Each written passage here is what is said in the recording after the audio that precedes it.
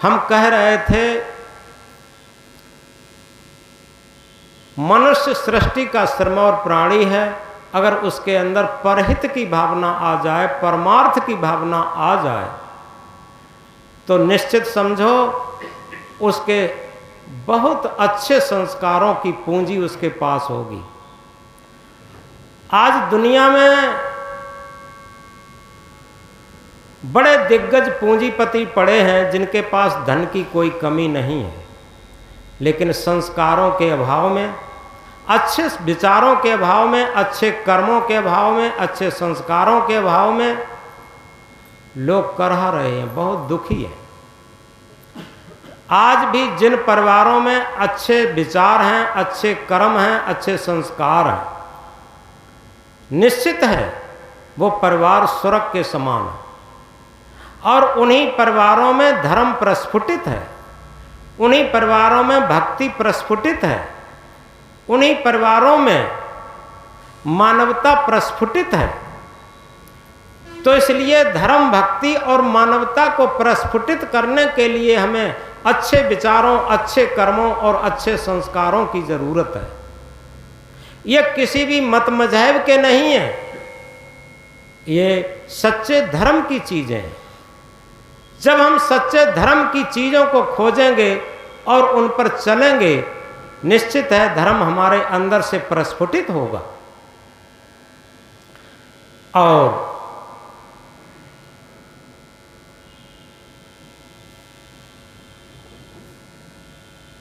हम कह रहे थे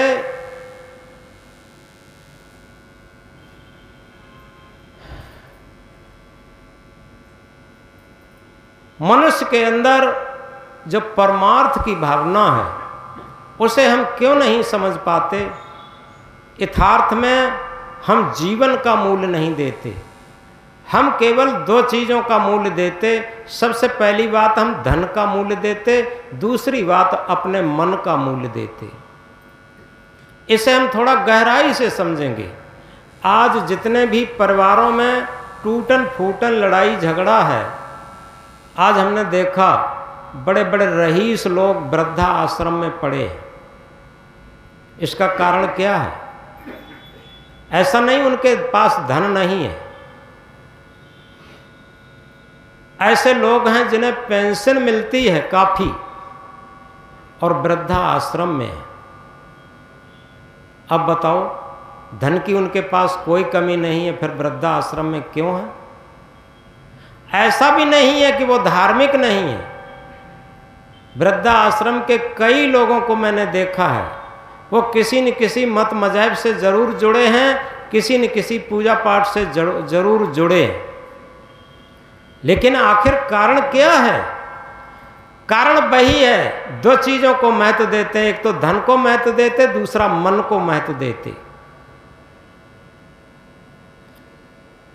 जिन जिन लोगों ने धन को महत्व दिया, धन को धन समझा, निश्चित है देखो महाभारत काल में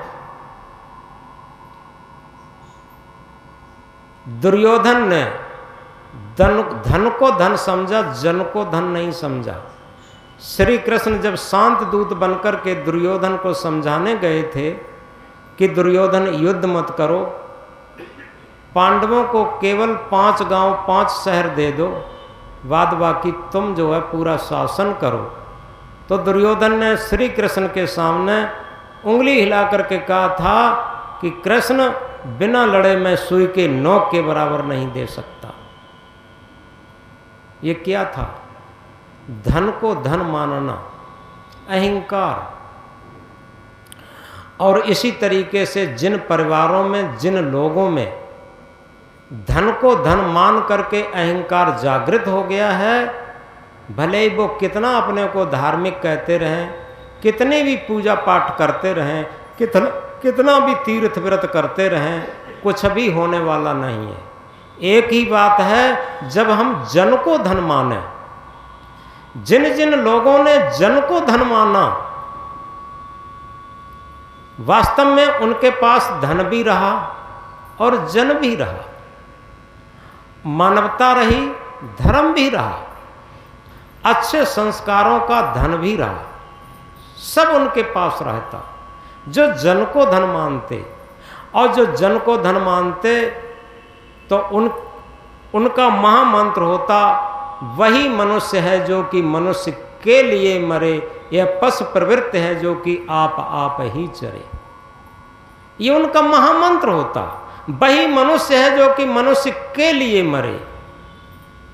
जब हमारे अंदर ये भाव होता, जिस परिवार में रहते, जहां भी रहते हैं, हमें अपने पेट के लिए मरते हैं, अपने मन के लिए मरते हैं, तो निश्चित है ये पशुत्व है। हमें लगता है सभी सुखी संतुष्ट रहें, ये जन को धन मानना है, ये मानवता है, ये धर्म का प्रस्फुटन है, ये भक्ति का प्रस्फुटन है। तो इसलिए आज जो तमाम धर्म के नाम पर अवैज्ञानिक मान्यताएं थोपी जाती हैं कि अमुक तीर्थ में स्नान कर लो पाप कट जाएंगे, अमुक पूजा पाठ कर लो पाप कट जाएंगे, अमुक यज्ञ हवन कर लो पाप कट जाएंगे, अमुक माला जप लो पाप कट जाएंगे। ये पाप कटने के जो सस्ते नुस्खे हैं, ये हमें अधार्मिक बनाते, ये हमें मानवता से भटकाते। और जब हम सीधा समझें, सरल समझें, क्या एक कारण कार्य की व्यवस्था, ये वैज्ञानिक बात है। जैसा कारण बनाओगे वैसा कार्य बनेगा। अगर हमने अपने जीवन में धर्म को धारण कर लिया, हम जीवन भर धर्म धर्म चिल्लाते रहे लेकिन धर्म को धारण न किया, तो निश्चित है धर्म धर्म चिल्लाने से वही होगा जो पानी पानी चिल्लाने से, या भोजन भोजन चिल्लाने से, या धन धन चिल्लाने से होगा। कितना ही हम धर्म धर्म चिल्लाएं, लेकिन केवल जैसे पानी के पिए बिना प्यास नहीं जाएगी, भोजन को ग्रहण किए बिना भूख नहीं जाएगी, ऐसे ही धर्म को धारण किए बिना हमारे अंदर धर्म प्रस्फुटित नहीं होगा।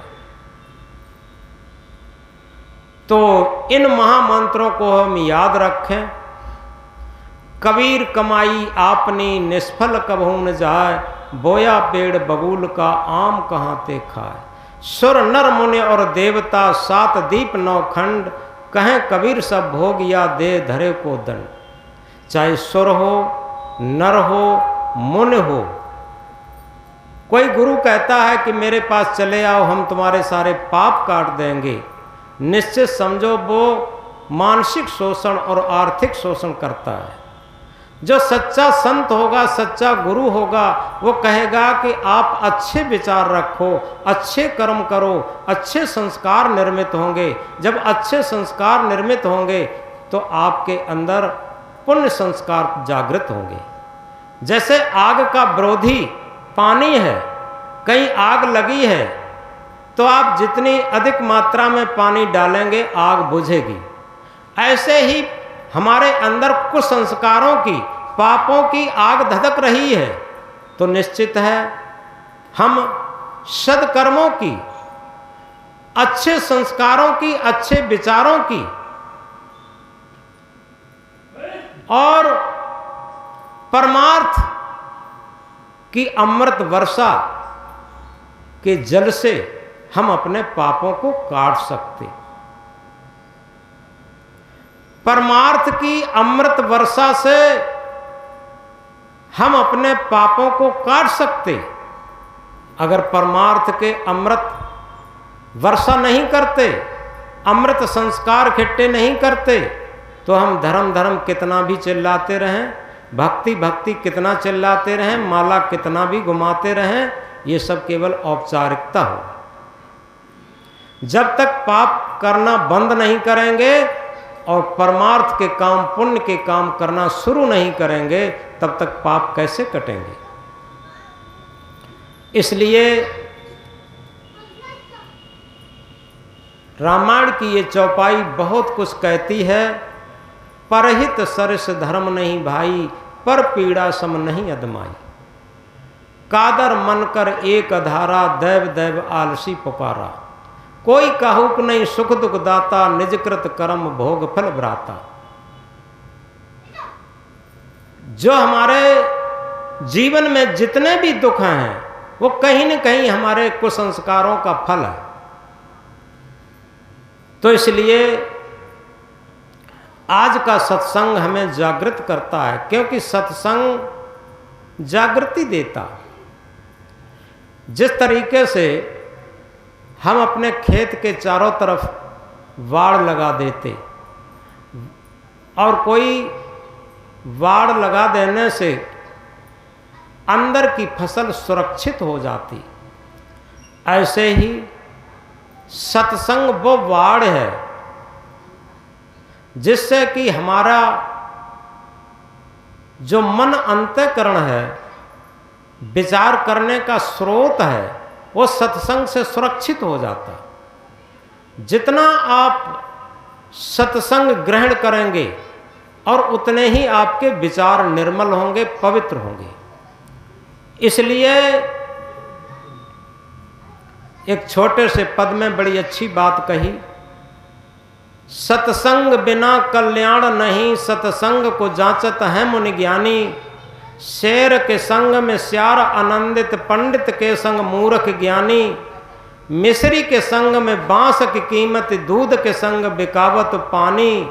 गेहूं कहे सुन रे बथुआ, गेहूं कहे सुन रे बथुआ, सत्संग प्रभाव लगे तो पानी। यथार्थ में जिस दिन हमने सत्संग का महत्व समझ लिया, उसी दिन हमारे कुसंस्कार खत्म होने लगेंगे, पाप खत्म होने लगेंगे। और सत्संग उसे भी नहीं कहते। एक बात और समझ लें, जो हम कुछ ज्ञान की बातें रट कर के चर्चा कर लेते, जैसे पानी की चर्चा खूब हो लेकिन पानी पिया न जाए, भोजन की चर्चा खूब हो लेकिन भोजन ग्रहण न किया जाए, इसी तरीके से सत्संग की चर्चा तो खूब हो लेकिन सत्संग धारण न किया जाए। सत्संग धारण करने का अर्थ है सत्य का संग।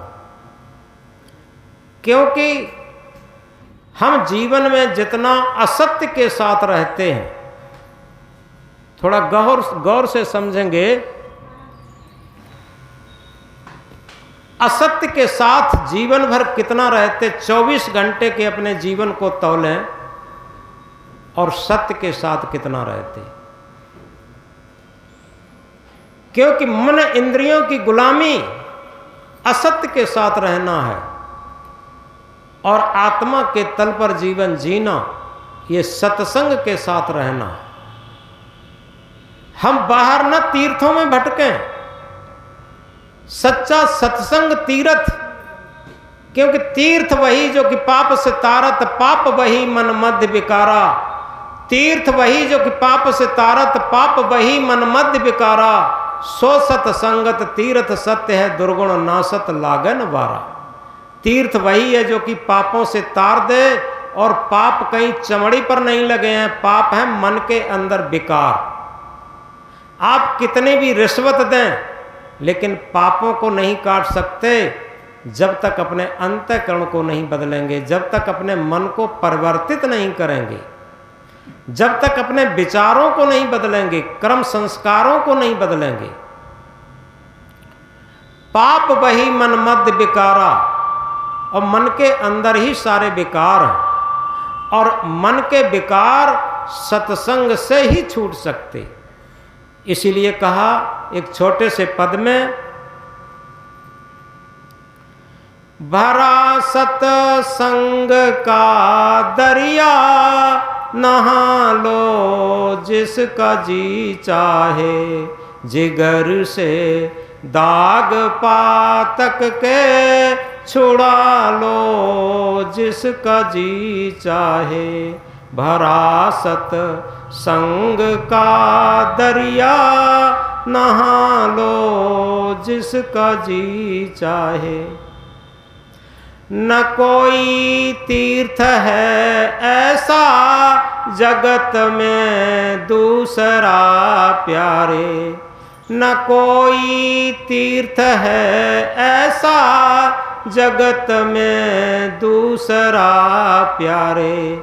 गया हरि द्वार में जाकर समझ लो जिसका जी चाहे, भरा सत संग का दरिया नहा लो जिसका जी चाहे। जिगर से दाग पातक के छुड़ा लो जिसका जी चाहे।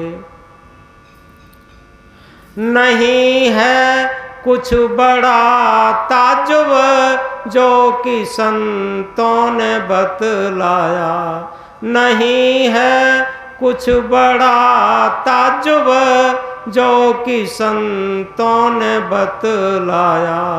काग से हंस अपने को बना लो जिसका जी चाहे। जिगर से दाग पातक के छुड़ा लो जिसका जी चाहे।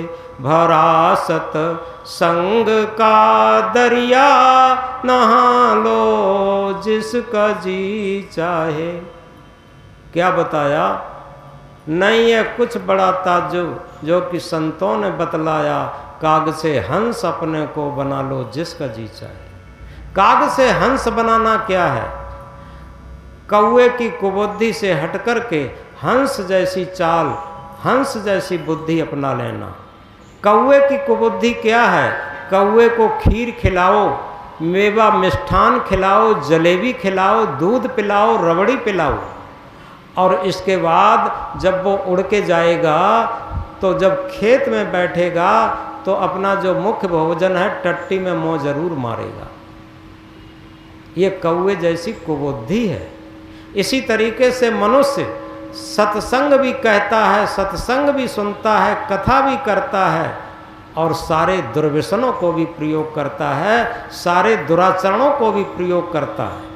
सारे दुर्व्यसन और दुराचरण को प्रयोग करना ही कौवे जैसी कुबुद्धि है। और हंस की चाल क्या है?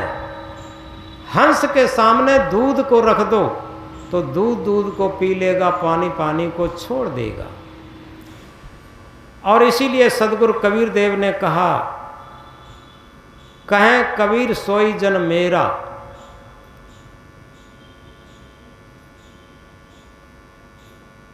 कौन जो नीर छीर का करे निवेरा। अगर हम सच्चे सदगुरु के लाल बनना चाहते हैं तो नीर छीर का करे निवेरा, दूध और पानी को अलग अलग कर ले, जड़ और चेतन को अलग अलग कर ले, पाप और पुण्य को अलग अलग कर ले, धर्म और अधर्म को अलग अलग कर ले। ये मिश्रित नहीं रह सकते। लोग धर्म पर भी चलते हैं और अधर्म पर भी चलते हैं, लोग पाप भी करते हैं और पुण्य भी करते हैं, लोग सत्य और असत्य सब मिश्रित रखते। तो इस तरीके से अगर हंस की चाल अपनानी है तो जिस तरीके से हंस दूध दूध को पी लेता है, पानी को छोड़ देता है, ऐसे ही हम मन इंद्रियों की गुलामी से हट करके और सत्य आत्मा के तल पर जीवन जीना शुरू कर दें। ये हंस की चाल है। तो हम कह रहे थे नहीं है कुछ बड़ा ताज्जुब जो कि संतों ने बतलाया, काग से हंस अपने को बना लो जिसका जी चाहे। सुना आधे आधे काट लो केला, टुकड़ा कर ले आधे आधे, दुइया कर लो टुकड़ा, ठीक है, दूध ले।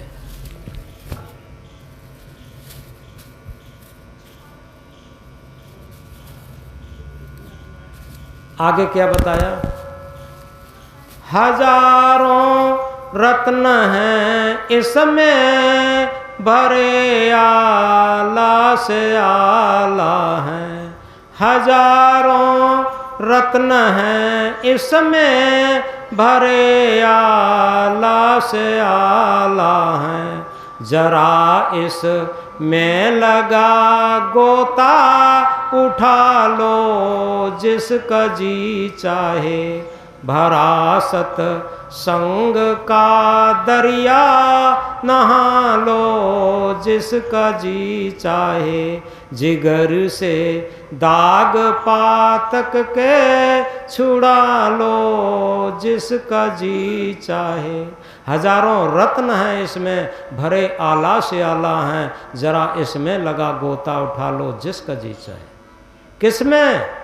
सत्य के संग रूपी दरिया में, सत्संग रूपी दरिया में हजारों ऐसे रत्न हैं, ऐसे सद्गुण रूपी रत्न हैं, ऐसे भक्ति रूपी रत्न हैं, ऐसे ध्यान साधना रूपी रत्न हैं, जिसमें हमारा जीवन एक स्वतंत्र जीवन बनता, एक मुक्त जीवन बनता, एक शांत जीवन बनता, एक कल्याण का जीवन बनता, एक परमार्थ का जीवन बनता।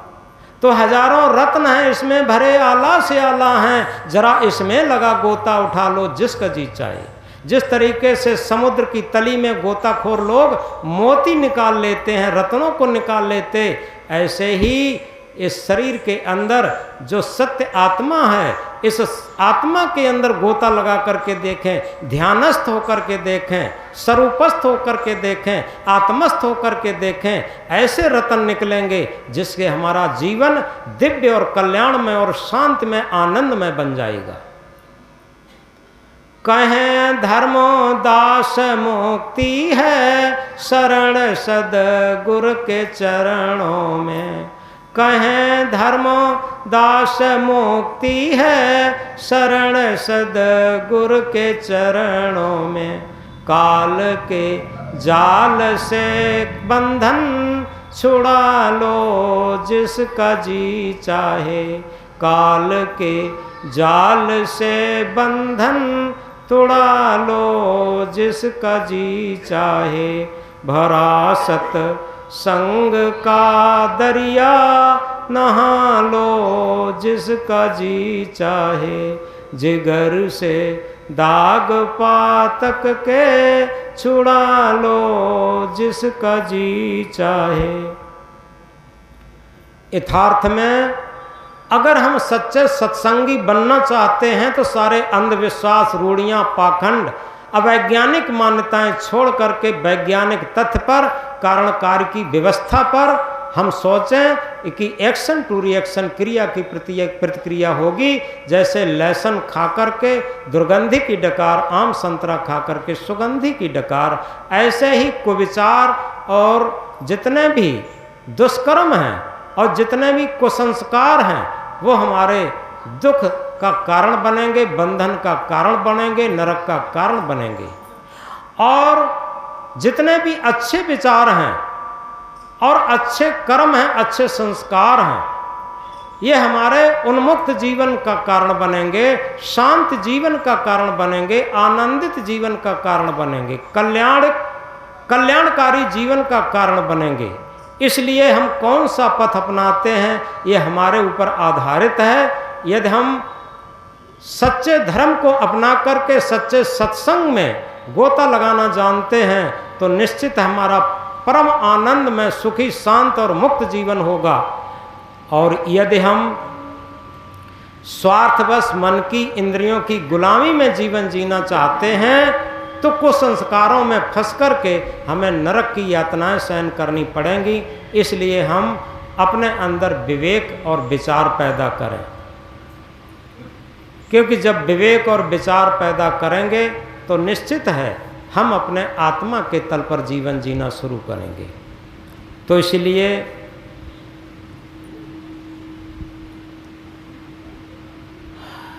आज का सत्संग यहीं पर विराम लेता है। यथार्थ में जीवन जोवन राजमद अविचल रहे न कोय, जो दिन जाए सत्संग में जीवन का फल सो। ऐसा नहीं यहाँ बैठकर ही सत्संग होता है, हम जहाँ भी रहें वहाँ सत्संग होगा। हम अपने अंदर एक डिस्कस करें, हम अपने अंदर एक आत्मिक चिंतन करें, और सच बात यह है, जिस दिन सच्चा सत्संग मेरे अंदर आ जाएगा उस दिन कबीर साहब का ये महामंत्र हमारे अंदर उद्घाटित हो जाएगा। क्या कर बहियाँ बल आपनी छाड़ बिरानी आस, जाके आंगन नदिया बहे सोकस मरे प्यास। इसे महात्मा बुद्ध ने कहा अप दीपो भव, हम अपना दीपक स्वयं बने। जब तक हम एक प्रकाशित एक प्रज्वलित दीपक नहीं बनेंगे तब तक निश्चित है कि कोई भी बुझा हुआ दीपक प्रज्वलित दीपक से ही तो जल सकता। इसलिए हम अपना दीपक स्वयं बने। और इसी के साथ हम एक बात कह कर के बात बंद करेंगे। आज से हम इस बात को गहराई से समझ लें, धर्म के नाम पर जितने भी अंधविश्वास हैं, रूढ़ियाँ हैं, पाखंड हैं, अवैज्ञानिक मान्यताएं हैं और सस्ते नुस्खे हैं, जो पाप काटने के तरीके सस्ते नुस्खे, वो हमें कहीं न कहीं हमारा मानसिक शोषण करते हैं। और जब हम मानसिक शोषण के शिकार बन जाते हैं तो निश्चित है हमारा सब कुछ लुट जाता और हम मनुष्य कहलाने के भी योग्य नहीं होते। और सच्चे अर्थों में वही मनुष्य है जो जिसके अंदर परमार्थ की भावना है। और इसके साथ जिस मनुष्य के अंदर सच्चा सत्संग, सच्चा धर्म घटित हो जाएगा, उसके अंदर एक अंग्रेजी के कोटेशन में कहा है, self reverence, self knowledge, self control, these three alone lead life to sovereignty. आत्मज्ञान, आत्म संयम और आत्मविश्वास ये जीवन को परम शक्ति संपन्न बना देते हैं। इस विचार के साथ हम अपनी वाणी को विराम देते हैं और अगले रविवार को भी सत्संग होगा। और इसी के साथ गुरु पूर्णिमा पर्व भी आ रहा है, अभी पंपलेट दिए जाएंगे और जिनको पंपलेट नहीं मिले हैं वो पंपलेट ले लेंगे।